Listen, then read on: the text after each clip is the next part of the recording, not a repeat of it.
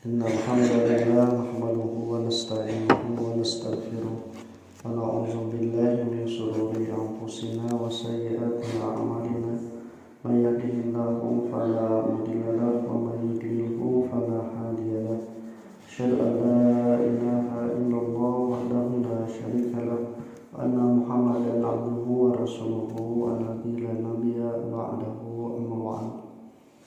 Fatimah rahimakumullah, pada kondisi yang sedang mukim atau berada di daerah masing-masing, maka aturan anjuran normal dalam berhutang tersebut sebagaimana telah dijelaskan, ada saksi, ada tulisan, kemudian juga diimlakan. Tetapi dalam suatu kondisi ketika kita berada dalam perjalanan di mana bisa jadi tidak menemukan orang yang bisa menuliskan atau anu nuliskeun aya ngan bukuna jeung pulpena maka itu pun juga sama, ada jalan keluar yang oleh Allah Subhanahu wa taala dikatakan, wa in kuntum ala safarin fala tajidu katiban farihanum maqbuduh. Dan jika kalian berada dalam suatu perjalanan dan tidak menemukan seorang penulis, maka farihanum maqbuduh, maka boleh mengambil barang untuk dipegang atau yang dipegang untuk dijadikan jaminan atau gadean bahasa orang mah. Nah, di sini dikatakan oleh Allah Subhanahu wa taala bolehnya menggadaikan barang untuk meminjam uang atau meminjam uang dengan jaminan gadean. Nah, baik digadai ataupun hutang pada dasarnya itu tidak apa-apa, karena itu adalah syariah untuk saling ta'awun, saling membantu. Yang menjadi haram itu ketika dalam bentuk transaksi hutang piutang ataupun menggadaikan ada bunga yang harus dikembalikan atau ada bunga yang harus ditambahkan, itu yang dimaksud dengan riba. Nah, ribanya itu adalah kelebihan dari pinjamannya, baik itu menggadai ataupun tidak. Karena apa? Karena itu bukan merupakan usaha, tetapi itu merupakan peminjaman yang juga diselipkan dengan riba atau dengan pengembalian kelebihan dari pinjaman. Nah, rihan itu, menggadaikan itu nanti menjadi amanah orang yang menggadaikan. Orang yang menggadai itu nanti tanggung jawabnya pada orang yang digadai. Dia itu berhak untuk menggunakan, tetapi berdasarkan izin dari yang menggadainya, dan apapun yang menjadi manfaatnya itu boleh diambil selama dia itu tidak menjadi melepaskan diri dari kewajiban atau haknya. Model siga ngagadekeun onta. Nah, onta kan kudu diparaban. Mun teu diparaban teh biaya parabna ti saha? Tinu ngagadekeun atawa tinu ngagadei? Tidak menerima gade atau orang yang menggadei? Barang teh disimpen teh kudu aya biaya pemeliharaan ti saha? Ini kalau misalnya orang yang menggadai itu, kalau misalnya mampu dan ada, dia seharusnya ketika menitipkan barang itu, maka dia juga memberi dengan biaya untuk perawatannya. Nah, untuk perawatannya, jadi misalnya ngagadai, tapi kan itu mata kinjam ge eueuh gitu, mata ngagadekeun ge eueuh keur ngurusna oge. Tapi memang tidak dijual, karena dia belum ingin menjual. Dia membutuhkan sejumlah uang, tetapi dia harus memberikan jaminan, agunan bahasa orangnya. Nah, maka itu pada dasarnya orang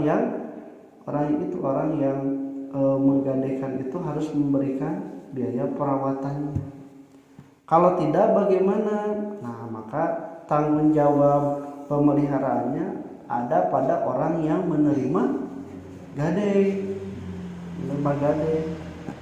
Nah, karena ada dalam kuasa penerima gade, maka diperbolehkan untuk menggunakan atau mengambil manfaat dari yang digadaikan tersebut.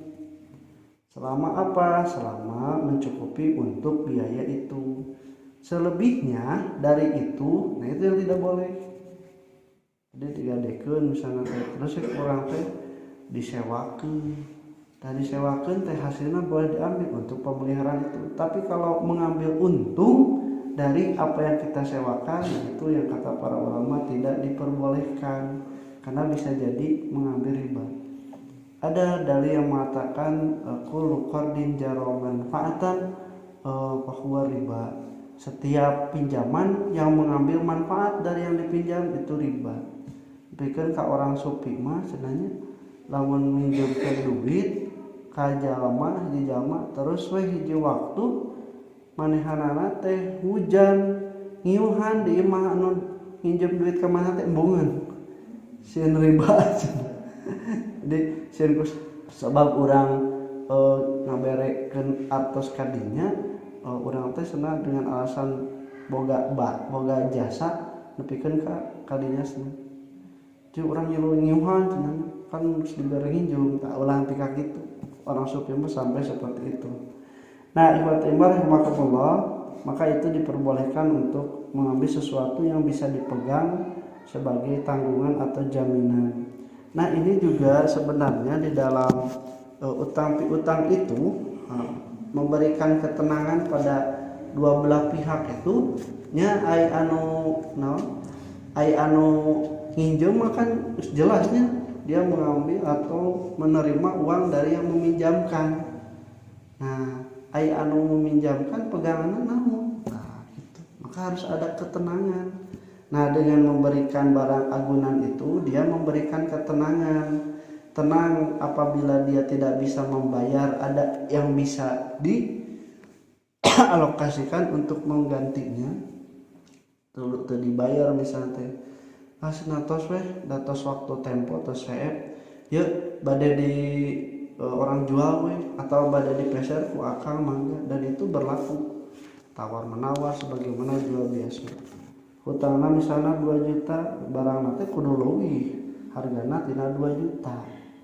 Nah asok dah baiklah cenah beli we lah 2 juta jadi lunas. Nah itu diperbolehkan. Nah karena memberikan ketenangan kepada dua belah pihak. Jadi khotimah rahimakumullah, kalaupun kita mau membantu tapi kita juga sambil mendidik orang lain untuk tanggung jawab terhadap apa yang dipinjamkan, tidak apa-apa kita mengambil barang yang bisa digade. Momen eueuh gadeana rek pinjam bere entong bere we. Nah makanya di sini Pak in amina ba'dukum ba'don fayu'addi alladzi tumina amanatahu. Dan jika kalian percaya satu sama lain, anu minjemkeun percaya, anu diinjemkeun percaya, bahkan lamun ngagadekeun oge percaya, itu kata para ulama syariat-syariat anjuran dalam utang piutang itu teu dituliskeun, teu aya saksi, teu aya jaminan, itu boleh tidak dilakukan. Pain amina ba'dukum ba'dun. Kalau kalian percaya satu sama lain. Nah, ini tidak menjadi dosa kalau satu waktu tidak ada penulisan, tidak ada saksi dan sebagainya. Nah, ikhwatul iman rahimakumullah, wa yattaqillaha rabbah dan harus bertakwa kepada Allah Subhanahu wa taala. Wala taktumu syahadata, jangan sampai kalian menyembunyikan persaksian. Wa may yaktumha fa innahu athimun qalbuhu. Dan barang siapa yang menyembunyikan persaksian maka sesungguhnya hatinya itu telah berdosa.